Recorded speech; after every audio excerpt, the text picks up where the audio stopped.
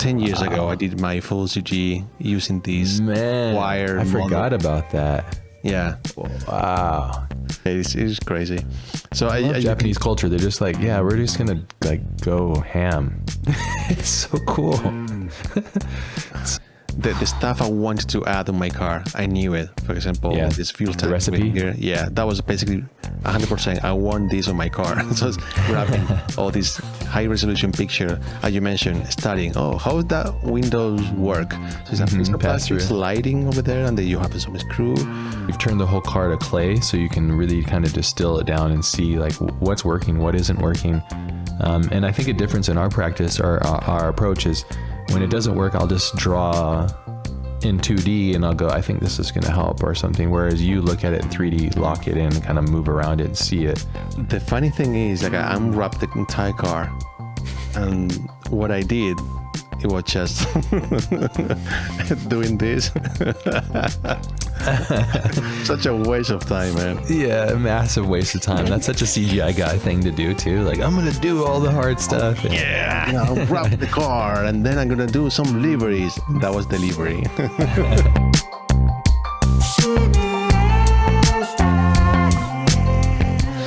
So clap, clap, clap, clap, clap, clap, clap, clap. Yeah, is another episode? Is the actual 11, right? Yeah. Based on the build, which is this is 11. Number 11. Mm-hmm.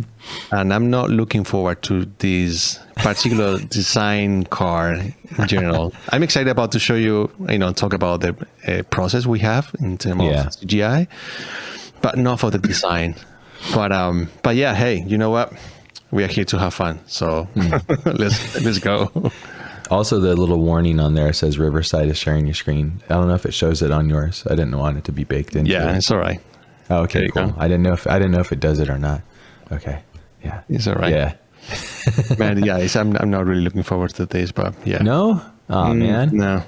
So it's the same problem as I had with the Evo, maybe. Different. It could be. I think something about, because we evolved through the builds and learning new technique. I feel like in this build, I was literally just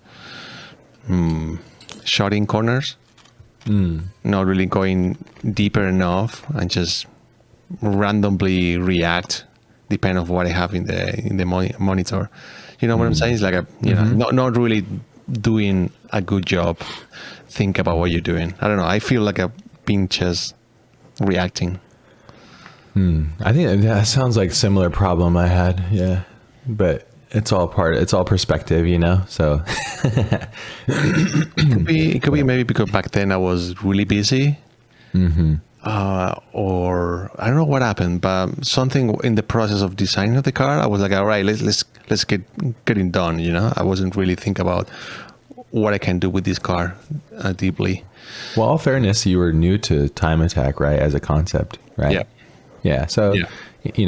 Like if you're new to a thing and then that thing is established and very expansive, then it's hard to like just grasp it very quickly and then recreate your own version of it based off of images. Yeah, basically this build, I feel like I didn't hit the mark in terms of label, what it means, time attack, because I didn't know that much. I was a little bit just doing whatever to make it feel good, but I wasn't really thinking about what is the time attack and what is the philosophy behind. And but yeah, I will show you. That probably came towards like when we started doing Ferris's C6 and stuff, right? We really started to go, oh, okay, like we were looking at like under Suzuki's car and like all of the time attack legends and seeing how they move the arrow and all that stuff as well. Yeah. Yeah, it could be that. I have some I mean, today I was just grabbing all the images, all the renders, and think about what happened here, what I have these whips and what I'm doing that. And I realized one moment here in the process, I was like, all right, cool. I know what happened. I was completely lost and didn't feel what I was doing. And then I shifted almost 180 degrees to do something like I feel familiar. And then I start to feel a little more comfortable. But yeah. I'm curious to know your opinion about this process, because I think I didn't hit the mark. Interesting. Some of the renders that you did for this, I remember being so incredible, the amount of depth of shaders and like the lighting and everything. So I'm actually really curious to go back through this because I haven't looked at these renders in a long time. So yeah, take us on this voyage, this fantastic Subaru voyage. Oh boy. Yeah. You know, today I was also, gathering information a little bit, diving in what is the Subaru and all that. And a little bit doing some studies. And it's something like I was thinking for a while. I was doing the walk with my dog and coming back and think about this concept of this thought. I couldn't get rid of it, about this thought on my head. It's like damn, this Subaru first generation, 1992, look at this. It doesn't look good. With all the respect and all the love I have with this car. But you see, I try to, my exercise is like, I'm going to detach my emotional attachment I have with this car. I'm going to look at it as just a vehicle, as something like with wheels, and that's it. I'm going to try to be really critical about this car. And when I see this car, I don't see nothing special. So I've been thinking, I'm just going to try to explain myself. I've been thinking what this car does, the special thing, what makes me feel so special, or why people recognize this car as an icon. What it is? Well, because you see this design, it's just another utilitarian automotive car, right? Yeah. And then through the years, this car had become, oh wow, it's a second facelift. And I start to feel more like emotional. Oh wow, it's really small changes in the bumpers and the rear bumper, the spoiler. Boom, I start to feel like this is something really good. Look at this. It's so funny, man, to me, looking these two cars. Yeah. And it's a massive shift in the look, just changing the bumper, wheels, and the spoiler. It's not fascinating. The side skirt too. Yeah. Yeah, the Altiza lights and all that kind of stuff too. Yeah. Yeah. It's like a subtle shift there. Yeah. Yeah. And then here you go. Now we are talking. That's right. Yeah. Now we are talking. A little bit more aggressive, the fall line. Yeah. But there's something like it kept me thinking for a while about what is that thing. Is because we have the narrative of the history of this amazing utilitarian car brand, and they become a legit racing rally car, and then from there all attachment surround about this brand. Yeah. What is actually based on just design option, the bumper, the wheels, and then become super nice car to look at it. I don't know what it is. I'm trying to pinpoint what is the point. Or all right, now it looks amazing, looks fantastic. It's an iconic car based on design. Or it's basically everything. Does that make sense? Yeah. What my process of thinking here? Sure. Well, yeah, it did make a bit of a leap. They're still quite similar to the stock car here, but now it has a little bit more aggression, a little bit more angle. I think the two-door version of this, the Rally Spec two-door version of this chassis, yeah, this one's fantastic. Yes. Yeah, the 22B, that's right. This is iconic. And like, in my opinion, it's probably peak Subaru, right when they really had an identity of what they were and who they were and what they were doing.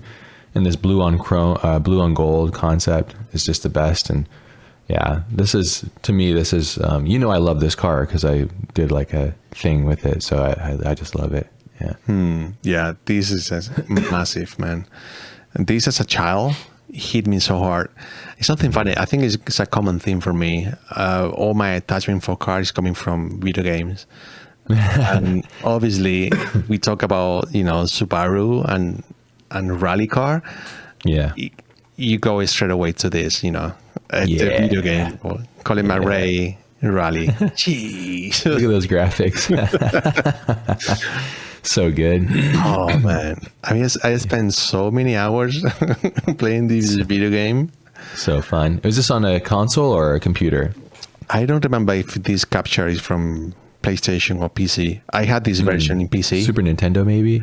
Not sure. I think it's PlayStation 1 and PC. I had it in PC. It was, so many hours just playing this, feeling like I was doing something legit. Just to feel authentic driver rally car. Yeah, it blew my mind, man. Actually, I was so obsessed with this car. I think I did it 10 years ago. I did my full CG using this wire. I forgot about that. Yeah. Wow. Damn. The mud and everything. Yeah, it took me a while to do this. Wow. I was basically improvising how to achieve that, because I didn't want to use Photoshop. I want to do it in CG. And decals? No, just manually trying to adding way more resolution mesh polygons, and then using in sort of a tricky tool in 3D Max. You can use the push and pull, and manually just pushing geometry out and in by hand. Oh my God. Yeah. It's incredible. Thank you, man. Yeah, the motion blur, that's fantastic. Actually, it's really cool to see that because just in the latest renders that we did, you were doing a lot of motion blur based on like photography stuff I was doing. And it's so cool to see that you were doing this way back when, because this is how old is this now? This was 10 years ago. So okay. It was 2004, I think it was 2014. No, sorry, I think 2015 I did this render. Wow.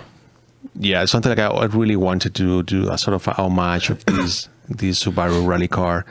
I grew up with them. It was like, no brainer. I just bought the car and just focused in the actual movement. It was quite tricky because you had to animate the car. And for example, something like I was doing some research. What happened with the car is flying? What happened with the tires, right? So it has some kind of a camber down. Inward camber, exactly. Yeah. There you go. Yeah, because the arms, yeah. And both of them too. Yeah, that actually looks really real because usually the front will be a lot higher because it's taking up the most. It's taking up most of the compression, basically. That's so cool. Yeah. Yeah. The movement of the camera too, and then the complete perfect focus too, like right on the headlight area was great. Yeah. Yeah. Damn. When you released this must have been like, what the heck, Carlos? He did it again. Motherfucker. Jesus. This was a different way that you worked too, right? Like you would kind of work on like a theme, a concept, an idea, and you'd go all in on it. But it was kind of like you would do that for a month or something, and then you'd release it. How long did this one take? Do you remember? In this moment, I was part of the Facebook challenge CGI automotive. Gotcha. So every single month we have sort of a theme, and I don't remember the theme about this. Maybe it's a rally car or something like that. Yeah. And from there is the skills to create your own rendering. And to me, the fun part was basically once it released, I was able to do sort of a breakdown how I did it or what is the process. So be part of the community and, sharing knowledge in a way. And it was quite cool. I think they're still doing the stuff I think because Facebook I don't even open it anymore. But why? Why don't you use Facebook? Why? Oh, man. Come on. I'm getting too old for this shit, That's literally the slogan for Facebook. I'm getting too old for this shit. It's literally made for people that are older too. Literally that, man. Too many NPCs and people. Yeah. Yeah.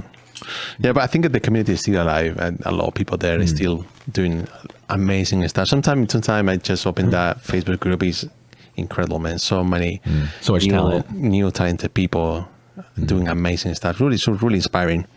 And but yeah, that's basically my way to show you. All right, I have a history with this car, and it's just not randomly pick up this Subaru. Actually, when you told me about doing the Time Attack Evo, I was like, and then you mentioned maybe it could be also the Subaru. I was like, yes, Subaru.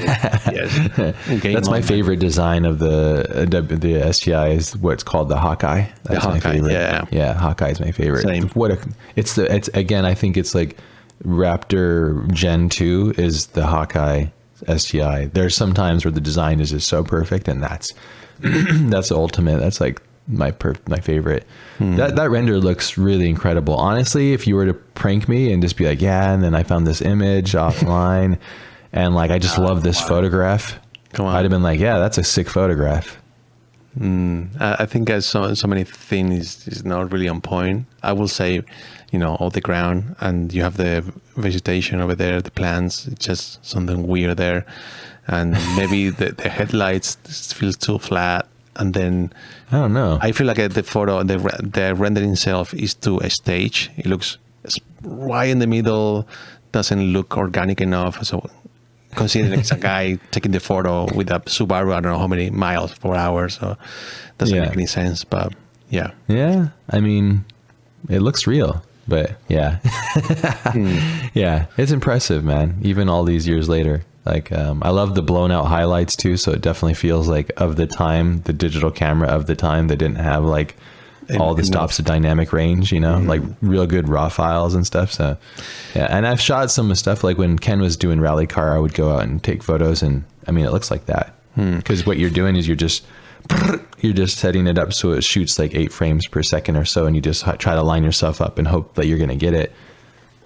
Yeah, what makes it feel real is the camera movement to the car movement too. So everything is moving in the same direction. Because if the camera was stagnant but the car was coming, it wouldn't make sense. But the photographer is moving, and that shutter speed, everything's moving so fast. Super cool. Well, to me, what it makes a difference, I didn't know back then why I was doing this, but now I understand. Oh, wow. It's about, you have your HRI with all different steps, exposure, right? And here, I don't care about the exposure of the sky. I care about the exposure of the color blue of the car. So I'm going to treat the camera to get that blue nailed. So what happened on the exterior, I don't care. I need to focus on the car. So it's something like classic common CE artist back then I was doing, it was focusing, I need to save all the range as possible. That is too wide. I need to, and then you ended up having a super flat image where in reality, you don't have to capture everything. Because considering here we are in the deep forest, so you're going to have a really massive contrast. The blue, the sky is going to be blown out. So there you go. You got it. You just focus on the car and you got it. To speak to that too is like your work on Alberto's film as in the forest, and you understood that very well too, is like how to create that ultra high contrast, because during highlight or clear skies in the forest, you have the extreme polarizing of dark shadows and extreme highlights and stuff. So yeah, and you did a great job there too. It all kind of comes and makes sense together. This is so cool. I'm so glad that you shared this, because it's a memory. Yeah. And it's really beautiful. It still is fantastic too. Yeah. Thanks, man. Yeah. It's so cool. Here. I forgot about this. Yeah. Yeah. It was fun. So cool. It was a lot of fun.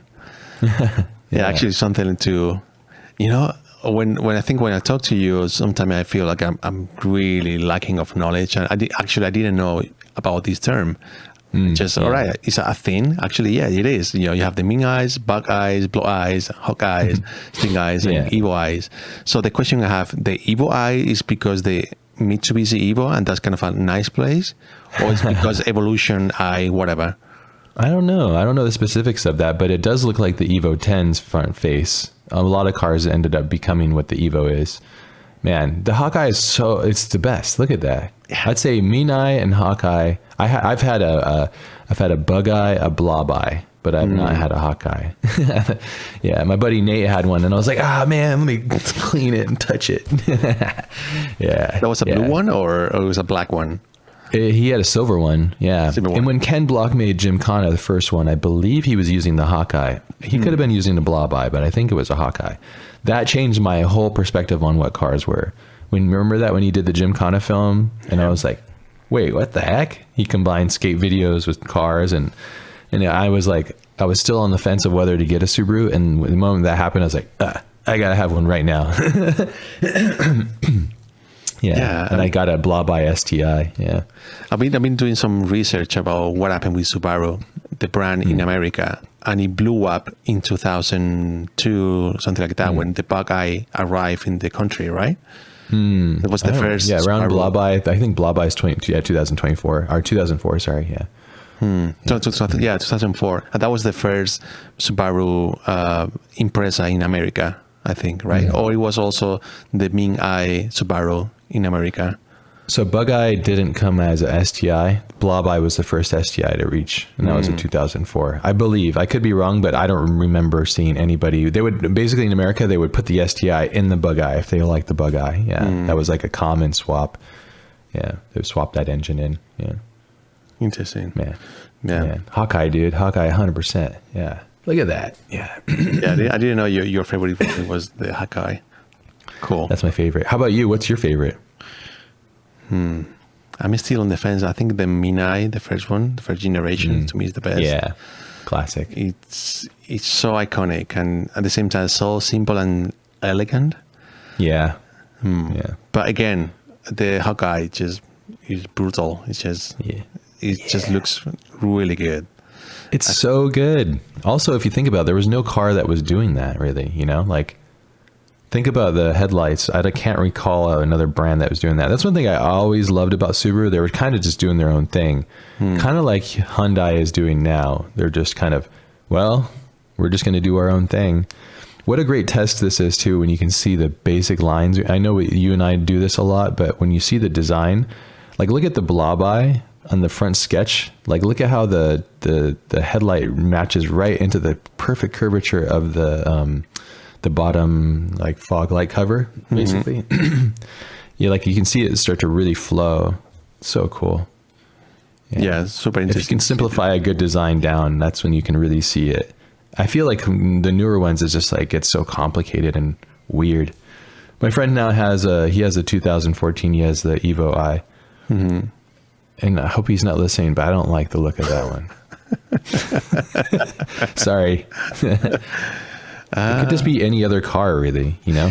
All right. Yeah. I think you're right. Could be any car, generic Type car. R. Yeah. Could be a Toyota. Yeah. It's like, come on, Subaru, like still get weird, you know? Yeah. And the Stink Eye, that's the one they just had. I think it was only a wagon too, which is like, the hatchback, right? Yeah, which is cool, but still, it's like, man, I want a sedan, dude. Give me a sedan. Yeah, the sedan is the classic. You go with the sedan, otherwise feels weird. Yeah. Come on.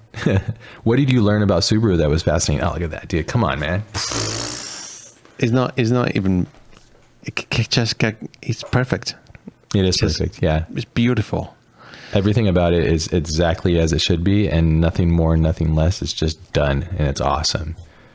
Yeah, still a timeless looking car. It is.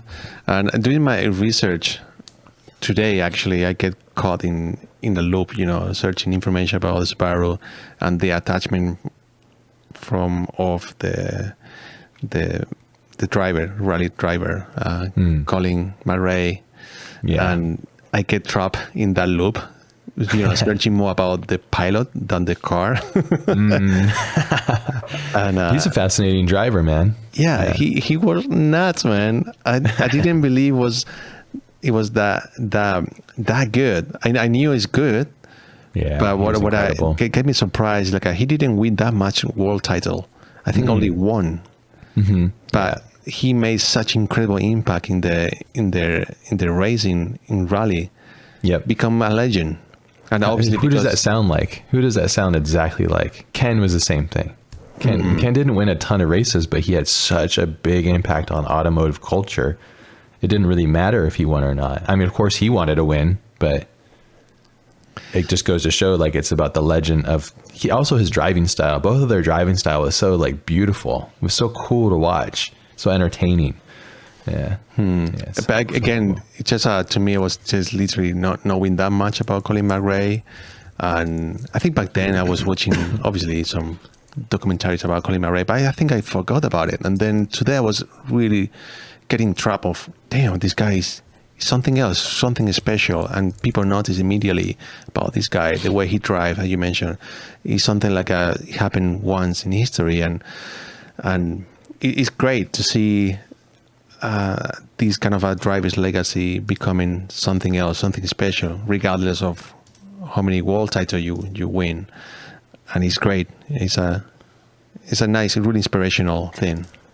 Yeah. It's the best, dude. It's so cool. I mean, again, it just goes to show, like, it's not just about racing titles and stuff. I sent you a link to Gymkhana 1. It's not about the racing title or all that stuff. Of course, we want people to win, and like that's what makes people like Senna so significant and special. But it's not all about that. It's about how much you contribute, what you do, your style, how all these things kind of combine, and the beauty of that too. Yeah, he was. So Ken was driving at Hawkeye, and then he was using like crazy sick wheels, and it was just like, no, my God. And it was all happening down here in Southern California. Like I know where most of it was shot, and the shops that were producing those cars too was just like a perfect storm. Yeah, because around that time too, we had like Fast and Furious stuff. And it's like, no, that's not what this is at all. That's not. It has nothing to do with that stuff. Like, why is this film making this stuff? And then he went out and did that, which is fantastic. Damn, it's such a perfect car. Honestly, today you see that one of these cars on the road, and if it's not destroyed, which they usually are, it's just like, yes. I feel the same for the Evo. I have the same love for both of them. I just love the Evo more because it's a better car. But, yeah. I'm just kidding. No, both of them are awesome. This one's their peak, like neck and neck, which is great. Also, I love that too. It's like you have OEM competing, right? And you always want two competitors to go hard at each other because that's what makes it better. When you don't have that, you have like these anomalies that are happening, like say like BMW. It's like, I don't know, who are they competing against, you know? Insanity. Yeah. So it's really awesome to see, and everything about this is just fantastic. It's just perfect. It's cool to see too, like that rear kind of over fender that comes from I believe this is probably some legacy element from the original Evo to like the original Mercedes 190 Evo. Yeah, because the 190 Evo had that kind of switch thing, because there's nowhere on the car does that exist too. Which is really interesting. Good point, actually. I didn't notice that. It's interesting. Definitely different. But definitely this car, I think I saw once, and it blew my mind, the stance of the car. Isn't really impressive. In picture, doesn't make any justice, but in reality, it's really special. Also, the sound, if you find a car running, sounds amazing. Yeah, man. So which one do you had in the past? I had a blob eye and a pig eye. I've had a 2000 and then a 2004. And still you prefer the Evo? Oh yeah. Yeah. Okay. I wish I had the Hawkeye. I say when driving, I think the Subaru feels like it has more torque. It has more like get up and get after it. Whereas the Evo is like, you can get it once you get past about 3,000 RPMs. Depends on the size of the turbo and how it spools up. But the Evo is like a real sharp, it's like really sharp. I'm talking about driving experience that I've experienced from putting both of these but they're both so fun. Like my blob eye was the fastest one I had, and it was tuned and it had all kinds of crazy stuff done to it. And it was just so fast. Like, and I'd go ripping through the corners and through the canyons and stuff. And it was just like, it was one of those cars that you could just wear. You get in it and then it becomes you, and you're just smiling. You're enjoying it because you're just becoming a machine. And the Evo is like a little bit more like, you better be careful. This thing is like really gnarly. But again, my cars were modified. They were not stock. I never have stock cars. Usually I'm always doing something stupid to them. Yeah. Actually, it's kind of rare, right? To find these kind of stock models from these guys.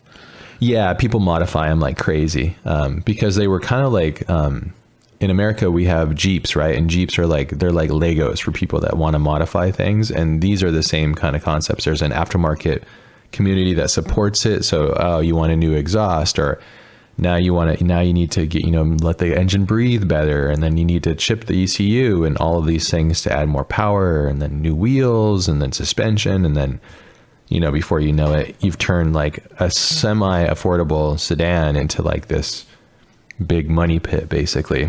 Similar to like what you see when Ken was doing the Gymkhana stuff. Like that car was like fully souped up, really sick. And in my opinion, it's probably peak Hawkeye. You wouldn't want to do much more than what he did to that car in order to have an extremely fun time. Yeah. So cool. Love these cars. Man, this, again, you see that? The journey I have today coming from here. Look at this. Yeah. Right? Yeah. It's like they took all the lines in this curve, they Beziered every line. It's like all curvy, sweet and smooth. Yeah. But what I love, I've been thinking about this as well today. What I love about this concept is like from here, you can still doing a lot of amazing stuff with a car. is a instant classic right now like this, but then become like a really something really special, a fucking beast. You know, you can create something incredible with these materials and with these kind of source materials. Yeah. And I love that because it could be any car. Now we pick up, I don't know, Ford Focus or whatever, you name it, any car, and then making really special. Obviously, it's lacking of legacy of history of drivers or racing, but it will feel like a part of something special. So somehow it make me think today about what we're doing, our own design and stuff. Yeah. And I think something we always do is think about what is the car, who is driving that, what is the environment, what happened with that car. It's just we create a narrative of that, and that's where it gets really interesting here. We are not just swapping bumpers to make it cool. We think, oh, well, sometimes we do, but yeah, I did that with the aileron. But it's true that, you know, it would make me feel super excited about, you know, what we're doing. And the same here, it could be the same example of a first generation. That's the car. All right, let's making something really special about this. So yeah. I think it's also when a brand really has a direction as where they're going. And this is when legacy happens. I think this is what makes like brands like Porsche so special is for the most part, they know where they're going with the brand and they know who they're competing against and they know their market of purchase. So this is when I think Subaru is like in 1992 and then Collins legacy and then the video game thing and then the tuner industry started to rise like, oh wow, there's a market for this. And they created and built and fostered the market. So in the year 2000, they invented and created or brought to market the pig eye and then, the bug eye. And then, oh, wow, this is really successful. Let's explore and go beyond this. And then again, in my opinion, peak is Hawkeye generation. Yeah. Which is the best one. Yeah. This is like the peak. I think the engineering and the design and the engineering and the power of the Stink Eye and Evo are obviously superior in a lot of ways, I think, but I think that's still the peak of driving the car. I think is these ones, but again, I'm not a Subaru expert. I just know from my own experience, but they're so awesome. Such cool cars. Yeah, man. One day I'm going to be able to drive one of these. Well, when you come to the States, we'll figure out, we'll find somebody, go for a rip. Yeah. Yes. They're still around. I don't see them as much, but they're still around. Yeah. Cool. And I wanted to bring this because that was one of the moments where you shared with me about the time attack. I was aware about this racing style. I never thought it could be something like I was really interested of. I think I judge it too quick and too over. Just say, yeah, whatever they're doing, whatever random stuff. But then when I started talking with you, you introduced me, sharing with me really specific videos and all these people doing crazy amount of work on their body to go faster and faster. And then I started to dig in, oh, wow, I think I understand what everything is going. But again, I was struggled to really full commit to it because I was trying to get some balance of what is the aesthetic. And this, I don't think they're going to the aesthetic. They're going to just full performance. Am I right? Yeah. It's 100% just same track, time attack. You just keep pushing. The driver would go, oh, it's unsettled at around, 100 miles per hour. It's unsettling in the front. Okay, well, that means we need more downforce. Or, okay, let's keep changing and modifying it, getting it so we can just... It's like the perfection attempt. It's kind of like people making science projects and doing it themselves and trying to find new ways. Love that. So what you're seeing is like just hundreds of lap times, basically just trying to squeeze as much out of it as possible. Love it. It's so cool. Yeah, that Evo's epic. So much power in that little 4-cylinder engine. That's crazy. That 6 Series, that's wild. Never seen that 6 Series. That's crazy. I love those 6 Series BMWs. They're so cool. Yeah, so beautiful. That's crazy. Yeah, it is crazy. So I love Japanese culture. They're just like, yeah, we're just gonna like go ham. It's so cool. So cool. Oh yeah, that BRZ or whatever you'd call it, that thing is so sick. Oh my god, look how high they lifted the arches. Oh my god, it's like as high as the. That's what we did with Ferris's car. We brought the arches all the way up above the hood line. But I wanted to bring this because I wasn't sure. All right, when is Time Attack and when is racing official for different labels? So I was really confused. All right, so what's the difference between these two? I guess you have here way more invested in money. Yeah, one's a company and one's just like a person. Exactly. Yeah. So I started to feel a little bit, what could be my direction for this Subaru? It's going to be just me building the car, fitting in the Time Attack, or I can go wild. And then that's the part that's why I wanted to bring this topic is knowing what is your direction. You need to fit in some narrative to be really committed to do something. Yeah. Otherwise you get mixed. What is this? Just stuff on the car, right? So yeah. But again, to me it was like, oh, that's really cool. I love this feeling. Not as much aesthetically for these guys. I think these are too much for my taste. But but at the same time, like, well, that's the Time Attack. Yeah. So that was my conflict area. Like, you weren't comfortable to go super hard and weird. Yeah. Yeah. I wanted to feel comfortable and confident I'm fitting in the Time Attack. But at the same time, I want to be constrained by some rules to fit some aesthetic on the car. So that was the conflict area. So that's why I start to gather so many different references about what it could be the Subaru.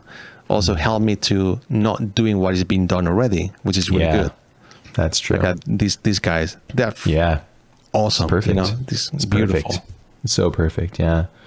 Yeah. You know, what's cool is like some of the fastest Time Attack cars don't have crazy aero and wings and stuff. They're really smooth and clean. They just know how to disperse the air around. So the ones when it gets really crazy, tons of wings and all kinds of stuff, it's usually they're building on a platform that they already, okay, well, we're going to do this. We're going to keep doing this. And they just keep expanding the wing size and things. Yeah. Like that Evo. Yeah. This is one of the Evos I shared with you when I was doing, I was like, oh my God, look at that wing. Yeah. So crazy. That's the one that inspired the crazy wing system. And yeah, even I modeled that double wing system. I remember this. Yeah. Yeah. Look at this, man. What the hell? Yeah. I imagine these guys are watching like, you know, JGTC, or they're watching like the pros racing, and they're looking at the aero and going, oh, let's take notes. Let's look at this. Let's try and see if we can put this on our car. Yeah. And some of these are like tuner shops in Japan too. This is their car. I like those headlights. It's like the airbrushed headlights. Nice. It's so much cooler. Just cover it up. That's so funny. Yeah. Look at that wing. Holy crap. I knew that when I saw that, I was like, okay, well, I'm allowed to do whatever I want. So exactly. Yeah. Just pure freedom. Look at this. Is that actual step on the car? I don't think you could probably step on it. Maybe you could, but yeah. Look at that. Just crazy. Super wide. Cool. Yeah. Yeah. They're just trying to like channel and push the air around as fast as possible. Yeah. And I think that's at Tsukuba circuit, which is like one of the places where you want to test your car and push it as far as possible. Set the records. Yeah. So cool. So also the Pastrana Subaru, another icon as well. Yeah. Obviously with different purpose. There's no Time Attack at all. I think it was more like a Gincana-ish, right? Car. Yeah. This is a Vermont sports car who make most of the rally cars for Subaru, and they're incredible. They're super beautiful. That team is super talented. They make some of the most incredible, but that looks so wild. Like it's like really wild. I blew my mind, this hole over there. Yeah. Damn. That's to me is all right. This is about the performance, not the look. And let's go to make it work, this car. And if we had to cut here, let's make a cut, and that's it. Yeah. Right. I forgot what that's for. Do you remember what that cut is for? Like what it does, like oil coolers or something? Because I see the front mount. It's a V mount, radiator mount. But where's that hole over there? Don't remember. But again, something like I was, gathering all together, and you can see I get a little bit lost. What I'm looking for. And then also I went to the DTM too. I go, wow, all right, we have also amazing aero, super high-tech technology here applied to go faster as well. So what is the thing to time attack label to make it right? That's the legit structure for cars, where DTM have also another technology for going faster. I love that, you will see later, but I love this kind of a side panel over here. Yeah. So many stuff is happening as well on the back. Yeah. It looks like some sort of weird like science experiment. It looks like Mid-Journey made the part of your car. Look at that exhaust right in the door. What the hell? So cool. Yeah. So cool. Yeah, I know when Multimatic was building the latest Mustang, that was like the point where it was burning a lot too. It was burning the car from the exhaust coming out there too. It's so cool. It's all about dispersing and eliminating heat and dealing with heat basically at a certain level. Yeah, that's so cool. Yeah. Again, So just grabbing reference. This one, I love that because So I think beautiful. it's something like we usually do. We love the kind of a belt line over here. Yeah. Mm-hmm. And I wanted to add also on my car too, using that belt line to create some different features in the car. You'll see later. But Man, that exhaust is sticking out there. It's so cool. I love Right? race cars so much for that exact reason. It's like, exhaust don't go there, put it in the door. It's just so awesome. Look at he's under brake too. Look at his front locking and just like smoking the front wheel. It's so epic. cool. Yeah. Love the shapes there. That real interesting cutout, the negative forms and then that positive form. It's so cool. Yeah. definitely. Wow, I wonder what racing series that is. I don't know. I know it's a Lexus, but from here, it seems like a DTM, but I'm not sure if this is actual DTM. I don't think so, but So cool. yeah. I love it. Sorry for who is watching here, lacking of knowledge of racing, but Yeah, school us. Let us know in the comments. Sure, you will anyways. Speed Hunters is incredible too. Big thanks to Speed Hunters for all the photographs and all of the resources. We use it so much and it's such an inspiration. Yeah. Sometimes when I do the research, I literally go, all right, what is the car I want to look at it? I know it's going to be Speed Hunter, some wild shit, so I go there. So that's my Googling, basically. Yeah, love that. Look at the scrub on the front wheel of the decals. So Potenza and the Bridgestone is okay in the front, but like you could see he's had contact with other drivers. So you see the like on the tire of the Potenza, like it's all rubbed off. Oh, what is that? Oh, yeah, here. Yeah, it's so cool. It's such race car shit. These are things like I think that we really, at least me, I know you do as well. Like we look at this reference and we dissect it because that's reality, and we're trying to figure out. So like another thing, even it's like look how close the rear wheel is to the body of the car. You'd think it'd be centered in that space, but it's actually closer frontwards. And then why is that? Okay, well it's like probably pressure zones and like creating a nice channel so that air can go out. So all these weird, interesting things and panel gaps and breaks of panels, and it's so cool, man. Yeah, so much information to glean from these. It's so important if you're trying to do this to like sit and look and meditate and study these things. Because it could teach you so much if you can just sit and look and observe. So Literally, cool. Yeah. Love it. Same here as well. Just grabbing the stuff I wanted to add on my car. I knew it. For example, this fuel tank. The recipe? Here. Yeah, that was basically 100%. I want this on my car. So it's grabbing all these high resolution picture, as you mentioned, studying. Oh, how does that windows work? So it's a piece of plastic sliding over there, and then you have some screw. Yeah. So that's always kind of a battle for me, trying to figure out how some stuff is being made. So I had to study and then recreate that.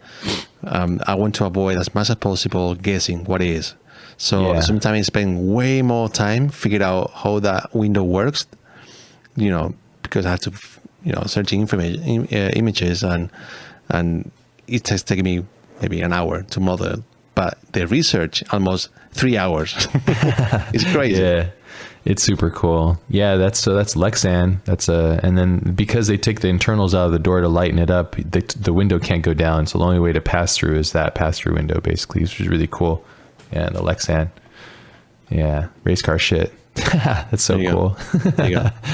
I love it so much. That's the best. It's not this cool, man. What the? It's just that works. Just to hold it so it doesn't move. Yeah, it doesn't shake at all. Yeah, it doesn't. I mean, it shakes with the car now, but instead, probably before it would be like you couldn't even see what you're looking at. It's so awesome. Yeah, it's so cool. Look at the hardware, the mounting hardware, all it. Just race car stuff is the coolest stuff ever. Yeah, That's why we like a lot of our stuff is based on like race car stuff, like race truck, race car stuff. It's just so cool. It's like a science experiment. It looked like a science experiment. Look how it's massive tube here. And but again, to me, I always feel I'm messing around, not really know what I'm doing. For example, all this obviously here, to me, it doesn't make any sense. I don't have any knowledge of engineering or mechanics, or what I see here is a really cool stuff. But I'm aware, like I'm not gonna be able to explain what is this. But at the same time, it makes it feel super cool because I know this is from racing, and that already makes amazing look. Yeah, so cool. It's cool that you can see the exposed filters and like the pump and like the fuel cell and how it all connects. It's so interesting. And how they set it up, it's like so homemade. Yeah. Which is like little like aluminum L brackets that connect from one part to the next. It's so rad. Yeah. But the amount of PSI pressure in those lines has got to be pretty intense. So those engines they're just drinking fuel basically. They're dumping tons of fuel into the chamber. It's so cool. Yeah. Love it. Yeah, man.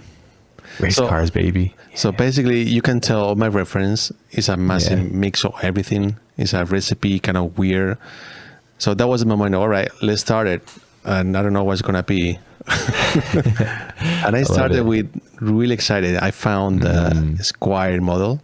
It's a WRX STi rally car, and that was the beginning of it.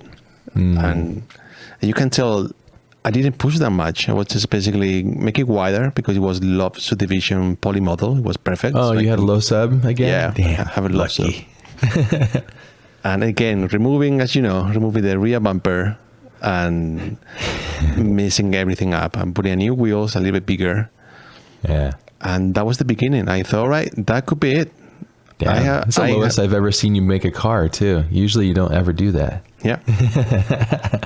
Yeah. That was too low. I forgot you did this iteration. I forgot this one. Yeah. That was basically, I'm going to play safe. Let's see. My narrative was, I'm going to go cheap. I'm going to go cheap. I'm going to just put new wheels, going to lower some carbon fiber on the panels, and that's it. Nothing else. Super subtle. Yeah. But then, watching what was you doing in the other side, you doing the Evo, going really hard. Okay, damn, I feel like this Subaru is not enough. I don't think it's going well. But it's funny. I wanted to stop around on the Evo round when I was around here. I was like, I need to stop there. But then I kept going. I was like, damn, I went too far. Yeah, you can see I didn't do that much here. So maybe creating new vents over here, opening a little bit, creating a massive spoiler on the front. Double spoiler, yeah. Yeah. And that was basically the first initial stage of the car. Nothing really special. And I think I stayed with this design for a while. I remember, I think it was a week. So I usually do this where I stay calm and relaxed, watching these whips on the right monitor for a while. Meanwhile, I'm doing something else, working, commercial work or whatever, and then look in the side monitor and see, all right, that's the car. Do I like it? I don't know. Can be something different? I'm not sure. So it's kind of a pause week of you really rethink about what I'm doing here. Interesting. For a moment I thought, talk about that really quickly. Sorry to interrupt, but the idea that you have a work in progress, looking at it constantly and observing it, and then thinking about it, but meditating on it, that's really good. I do the same thing, but I do it on my phone. I look at it on my phone and go, does this have the impact I think I want? And then I'm always like, no. And then I get ideas. I'll ride my bike. I want to do this and that. So on your other monitor, you'll have it just active so you can see it. Yeah, literally that. It's an exercise I usually do, but in a really small fragment of time, just maybe 1 minute, 2 minutes, or I got it open and then I close it. I don't want to look at it again until maybe another 2 weeks or something like that. But in this sometime process where I get not satisfying enough, I go hard and all right, let's figure it out now what it could be, and then staring that on my right monitor for one day, working, and then refresh my eyes and looking back again, look at the image. How I Do you feel paint now. on it when you see something? Do you make notes, or do you just make mental notes? I do mental notes. It's rare I open the file I'm painting. Oh, wow. Yeah, it's just I get so impatient. I'm like, oh, and I'll forget. Really? So I have to go back. Yeah, I have to touch it and go, yeah, let's try this and let's make this one work or something, you know? Yeah. I do the mental work. In the mental work of do I approve this design or not? That's it. I'm not doing more work than that. I'm not doing new reshaping in my brain because I can. But what I do is thinking, I'm gonna try to rebalance my vision and see how I feel when I look back and see it. Yeah. Do I like it? No. What it could be improved? And then again, it's kind of in this loop of maybe it could be the spoiler, maybe it could be the fender. If I'm making too many questions often, then I know this is not the good option for me. So it's a matter of questions. Yeah. Yeah. If I start to make too many questions for me, that's a big no. I need to keep working on it. And then even sometimes start from scratch. And to me, the issue was these fenders, bumpers together. Something was not clicking to me. All this, you know, have so many leaps, almost like 3 different stages pile up. It was too much. And then the vent over here. So I spent this for a week. So yeah, it was really important for me to nail what is going to be the bumper. Yeah, it's essential. The reason why I wanted to bring this up and capitalize on talking about this is because this whole thing is called the process. And a lot of this stuff kind of comes natural to us in a natural state of just existing because this is how we operate. But by us interviewing one another, we can go like, wait, hold on. Like, what did you just say there? And then how does that combine? And then how can you add to that? And then, because I know that there's been a couple comments like, hey, like what node do you use and what decimal point did you put that one thing? And like that information isn't as important in our opinion as the intention and sitting there and analyzing the work and giving yourself some distance from the work so that your emotions can subside and you can just kind of exist with it and then look at it with unbiased. Then that's truly how the work evolved, because if you don't have that space between incept and then analysis, then you basically make bad decisions that you will eventually regret, most likely. And that's just the creative process, unfortunately. Dude, that interior is pretty awesome inside the engine bay and everything. Damn.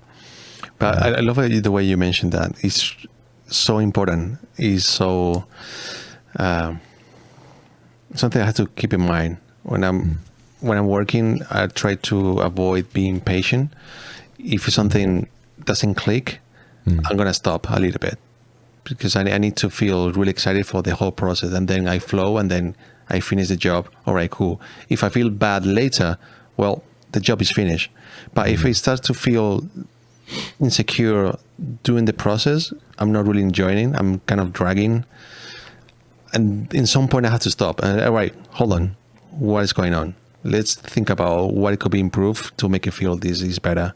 So then coming back to the base and maybe looking for new reference or refreshing my brain, or stop doing what I'm doing and back to it maybe in 1 week. Sometimes, as I said, it could be just steering the car and refreshing my brain, looking back again and saying what it could be. Is the bumper? No, it's basically the light. So what it could be the option for not doing that bumper could be something else.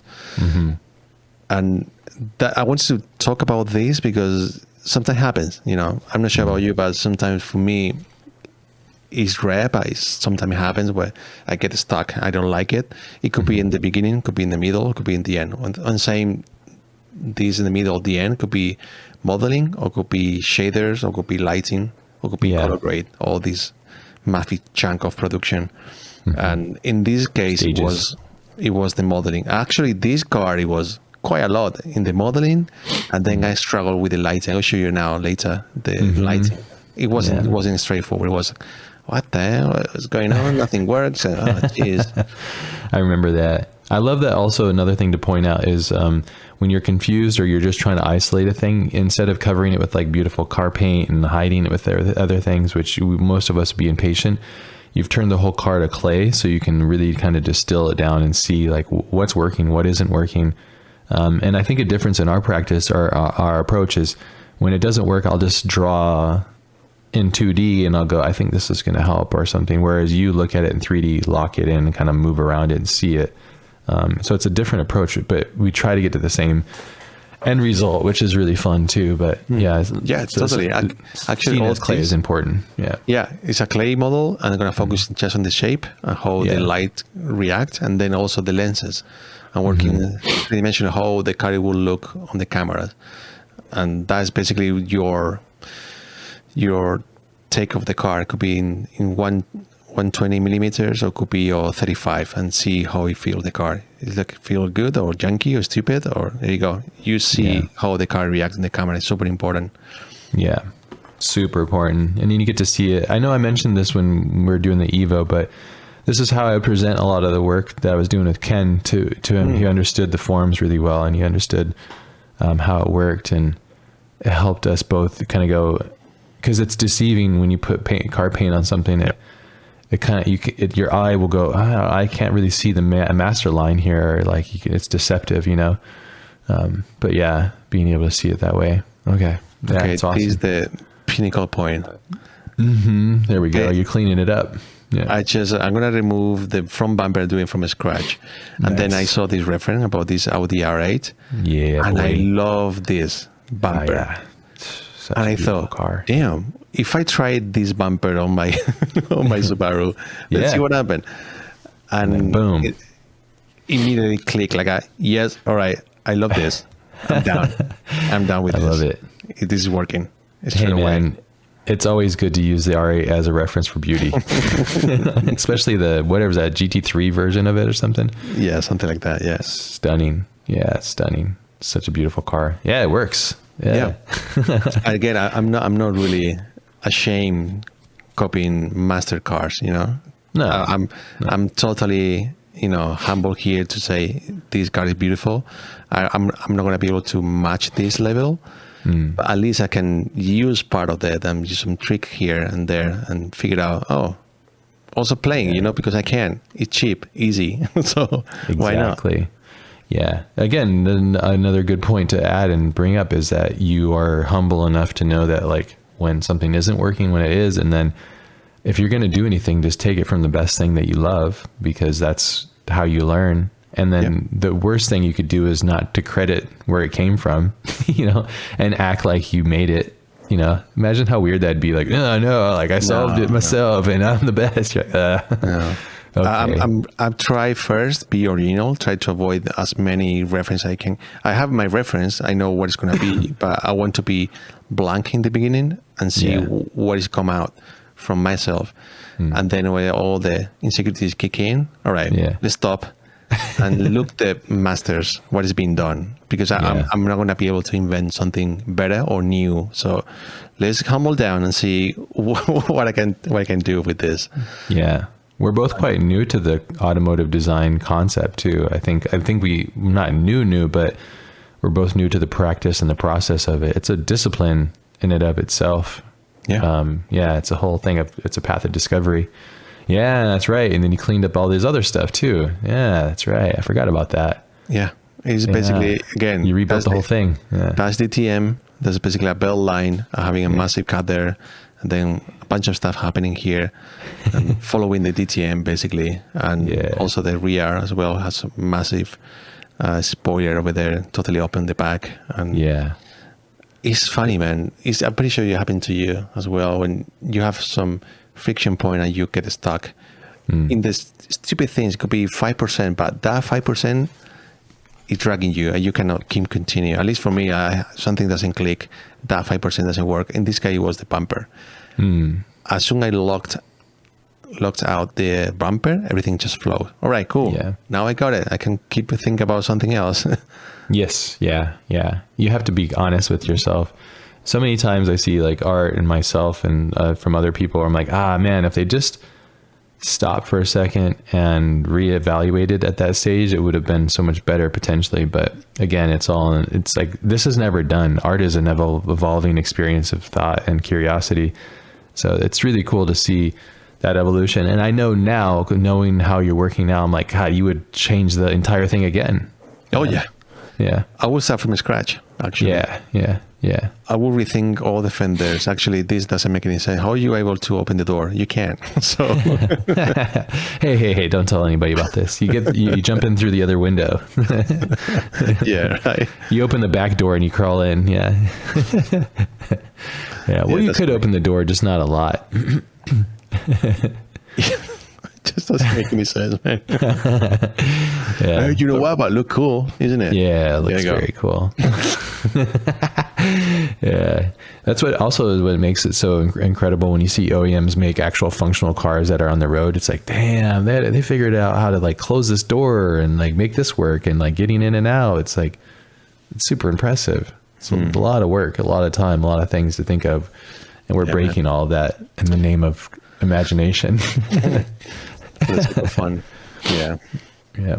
So cool. Yeah, another process how to share. Yeah. There's a tool. Yeah. One of the first ones you UV'd this Rhizome. one. Yeah. Yeah. It was a whole process, man. Using UDIMs and Rhizome.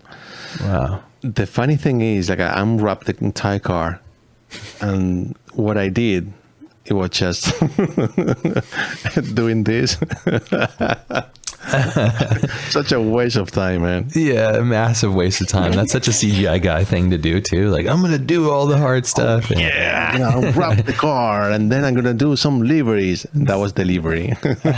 You did this just so you can flex. Like, I unwrapped it. That's basically the purpose, because I knew it's gonna be a podcast talking about the process. So yeah, I'm gonna do the UVs now. Yeah, and show to the people who's the superior daddy. And then you could just use decals, you know. Yeah, there you go. So good. Yeah, the really whole dumb. unwrap. Really dumb. Looks good in matte black though, especially with that shader too, just highlighting the edges and stuff. I knew it was gonna happen in black. Yeah, we always know that. It's like, oh, I'm insecure, but make fly black. Okay, great. Yeah. There you go. Yeah, it works. It's hiding all the flaws on the modeling and all the stuff. Yeah, there you go. That works. It's true. Yeah.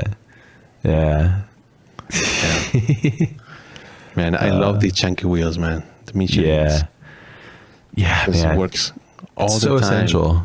Yeah, so many times I'm like, why is those wheels on there? It brings the level of racing immediately. You put this wheel, that's a race car for sure. Yeah, because imagine if you change those, just that little bit of change the profile of the tire or the wheel, put a different type of tire or different type of rim on there, it would completely ruin the what this thing needs to be. Yeah. But man, look at this so chunky modeling. What the hell? What? Now I'm looking at it like, damn.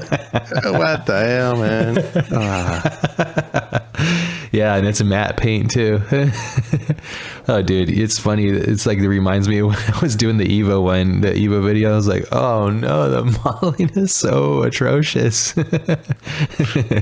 Especially now to compare. I mean, we can only say that because now it's like, okay, we're using plasticity a lot, and the line flows are getting better, and like the intention of line is getting better. But you know, when this was happening, you're like, yeah, killing it. Which is good, you know. It's a part of growth. I felt I was doing something right here. Now Well, you I were. know the truth. It's not. When I'm sure people that actually like design and build real cars are just like, these guys are idiots. We're sorry. We just want to apologize. We're just having fun over here. Yeah. Yeah, definitely I had fun with this car for sure. Yeah. Definitely. Even Nostalgia. Despite of all the struggle, but I learned a lot about this, and I'm still learning now, reflecting and looking at these renders and process. Like, man, I will do something completely different. Oh yeah, I know you would. Completely different. Yeah. Maybe someday, if time allows, we can have redemptions and come back to these cars. Yeah, Definitely. There's so many cars to do outside of this, though. I don't think we'll ever come back. Yeah. Maybe another Subaru, maybe. Yeah, I mean, it would be cool to do this. Like, I would love to do the Evo again. You do the Subaru. Look at you made tape. It's fantastic. You made tape. Yeah, that was a kind of fun process as well, learning how you will be able to do the tape on the car. And I figured out, basically, it's just duplicating those edges for modeling, make some thickness. No, without thickness, and then you're doing this kind of what's it called, the technique? Like a noise deformer on it or something? I'm literally doing, I think it's conform. That's the name of the tool. So basically it's adapt to the another phase of geometry, close that. And then I'm doing sort of a painting over, push and pull manually. So I'm doing basically manual work on that. I'm creating that tape So effect. cool. Yeah. It looks incredible. It brings it all home too. Yeah. These renders are fantastic. Love that cut, that fender cut too. Yeah. Wow. That guy, yeah.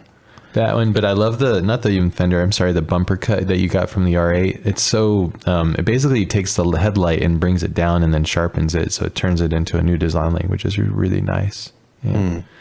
This is all the years of you modeling too, like when you did the Stratus and stuff too, like you're using these skills in 3D Studio Max too, because you had remodeled the whole thing at this point too. Yeah.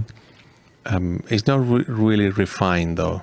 It's just good enough to do some stuff, some modeling, and it's really junky, you know. And a bit, but in a way, because it's a race car, you can get away of feeling of bumpyish. Yeah, and time attack cars are usually made by people in their garage anyway, so it's kind of like it adds to it. This isn't like an OEM perfect car, so it's kind of it matches with the ethos of the car and the intention. Yeah, Exactly. Delicious. Oh yeah, I remember that render. I was like, oh, you fucker. Yeah. Man, this is what happens. So why you have a UV, or was this procedural? Most of it is procedural, but it's those bumps mix. And stuff. It's a mix. It's UVs and also using procedural. All these small micro scratches is procedural. Yeah. You know this, right? But the bumps, though, that looks like, I guess that could be in the procedural. Yeah, I think it's a procedural. Man, I was doing displacement with those micro. What the hell? Yeah, looks like it is. It looks like it's displacement because it's more than a bump. It's catching, it's pushing a lot. It looks great though. It adds so much like surface tension detail that again, this is something that you do that I think it's a lot. I don't even spend time with that, but you'll lock on a shot and go, okay, how to make this even better, and then you'll just zone in on it, and then you'll build the shader to the shot. Where I'm like, I don't care. Like exactly, I build the shader on the shot. Yes. Because if I turn all different cameras or moving around, all these imperfections will show in different places, really off. Yes. Yeah. Texture by shot. Yeah, you texture by shot. Yeah, exactly. And that's a different kind of ethos. Like, because I'm in the space where I'm like, it should just look good, fine, whatever, and just move around. But it's an inspiration that you do this, because when I do a shot and I'm like, this is a really good shot. All right, I'm going to spend the time. I'm going to make a new shader and add it and keep going, and then see how it goes from there too. It also looks like you have like a decal over there, like that white mark and stuff. It's just like, dude, it's crazy. Yeah, the level and depth to the CGI is insane. Yeah. Something quite cool now I noticed that you see a small bokeh right here. Yeah. That's because I guess it's some displacement is going on. Yeah. It's catching the light and highlight, and they will break a bokeh, which is quite interesting. It is cool, man. I love that. Also, the grade is wonderful. The noise in the grade really separates and disperses the perfection of it too. Again, this is something that we mentioned that's really essential to the process of it, is having a good grade. If you don't grade your images at the end, it's kind of like somewhat pointless. It's like, why go all that way and not do the final 5% to like really bring it all home? Yeah, the grade is so essential. I would say for the process doing shot like this, just for the sake of clarity, I will go like something really simple, and the shading works, the lighting works, and then you believe this shot is a money shot. All right, now it's time to invest to make the last 5%. Don't do it the other way. Be really useless. So your advice, which I think is perfect advice, is find the shot that you like. The lighting's good, the composition's good. Once you know that this shot's going to be what it's worth, then you invest the extra couple hours to refine, build up everything else to live in that frame to be as strong as possible. Yeah, and then when you create that illusion of the entire car has this detail, and so many times I found people asking, "Wow, that's impressive! A lot of detail." Not really. It's just it's just that shot. it's just faking it or really hard. Well, at the end of the day, it doesn't really matter. I think you get the irony of it. It's like, well, it's CGI, and that's just whatever image I'm telling you it is. And then your brain fills in the gaps. Once you see that detail, you've done that to me many times. Once you show like a detail like that, I'm like, holy crap. And then, but I know you well enough to know like, well, I know he's not doing it to all these things. So, and then like, but my brain goes, when I see the car far away, I go, fuck, even that close. Because we both know the rule, like the closer you get, the more expensive it becomes a CGI, because it's just, it's a scale issue. So yeah, when I see it like that rear quarter or something, I'm like, damn, in there's all that depth and detail, which is really great. Yeah, you see there's like a, wow, they had a lot of detail, because I remember the previous shot like this. This is crazy. Yeah. Yeah. Those little wipes. Yeah. I know exactly the maps that you're using too. I've used them so much that I know like the little squirrely hairs and stuff. The crunch 07 underscore blah blah blah. Yeah. Or inverted 3 or something. 3 inverted. Yeah. But those, like all that depth, this is actually before we were doing stuff together. Grant Warwick was doing like CGI masterclasses, and he would go into deep dives with this kind of stuff too. It was so cool. Shout out to him. I don't know where he is anymore, but he was doing such cool things. I learned so much with the masterclass. He's the master, man. Yeah. I wouldn't be here without that masterclass, man. Yeah, we should give a shout out to him. I don't know where he is. Hope he's okay, but I haven't heard about where he's at. He probably is like, I'm done with computers. Yeah, smart guy. Yeah, pretty clever. Yeah.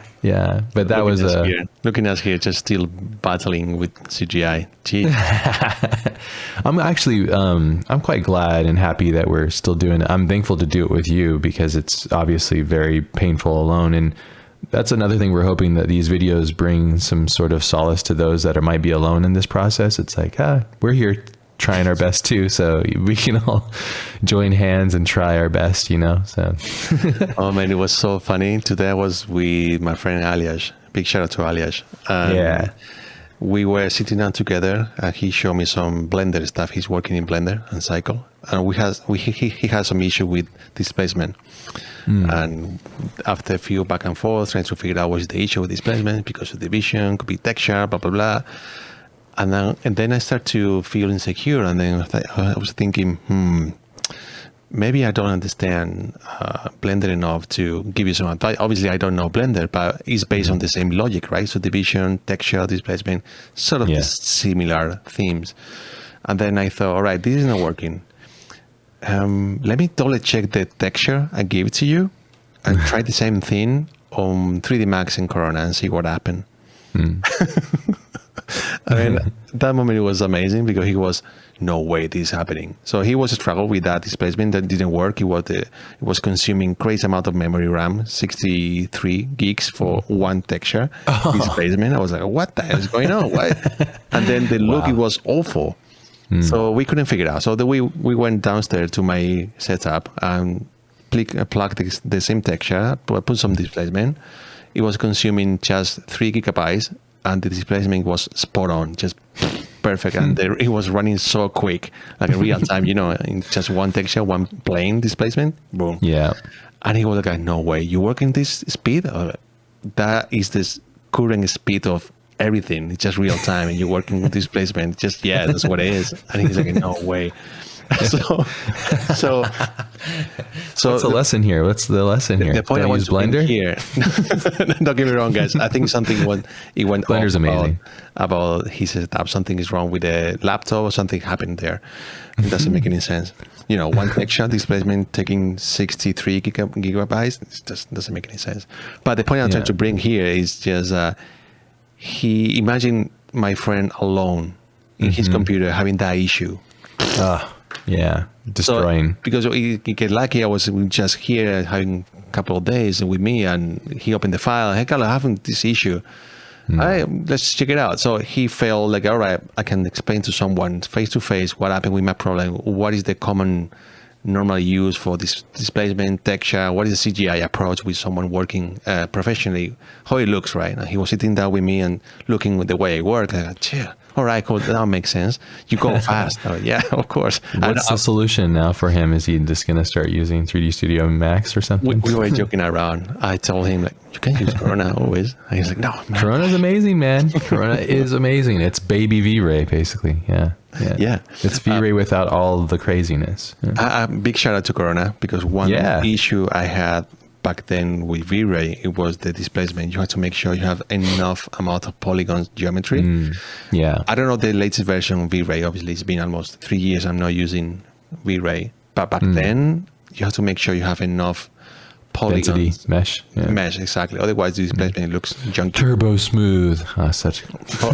For CAD data or complex geometry or factor geometry, you cannot use more geometry. It doesn't matter. It's really annoying. Corona, just plug and play, and it works.